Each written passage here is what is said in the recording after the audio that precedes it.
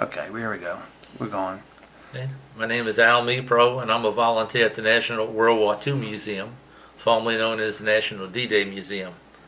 I was a member of the Louisiana National Guard for 8 years, from 1955 to 1963. And I think it's important to honor the veterans in Slidell. I think that's a commendable deed on your part. I think the veterans need honoring. So many times nowadays, the veterans are looked down upon or ignored completely, and I think that's wrong. At the museum, I've had the privilege and pleasure of meeting a bunch of different veterans, in particular the World War II veterans. I got to know one that was captured by the SS troops.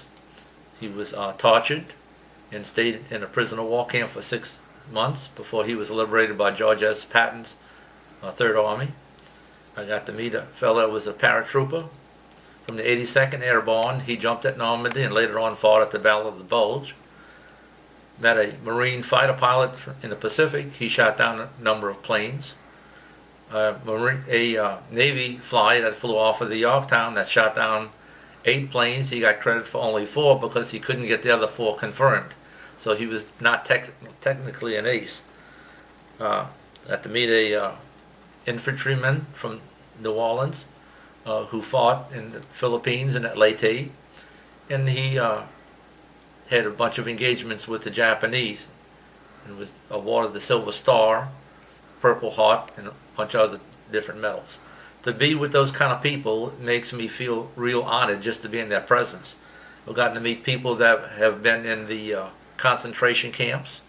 I've met some people who hid some of the Jews in France during World War II, and that was commendable, not only for saving the families' lives, but risking their lives at the same time. It was very risky to hide any Jews back during World War II because the Nazis were not very fond of the Jews. To get to meet different people, I've had the pleasure of leading a number of adventures over to France and Germany, giving tours of both France and Germany. And to go to the different battle sites and to be with the different veterans has been a big honor in my life.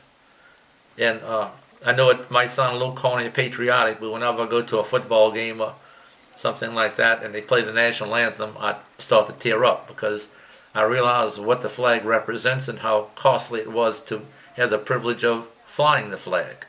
Not everybody understands that. When I give the Pledge of Allegiance, I mean every word I say. And I'm very proud to be able to say that I'm an American citizen.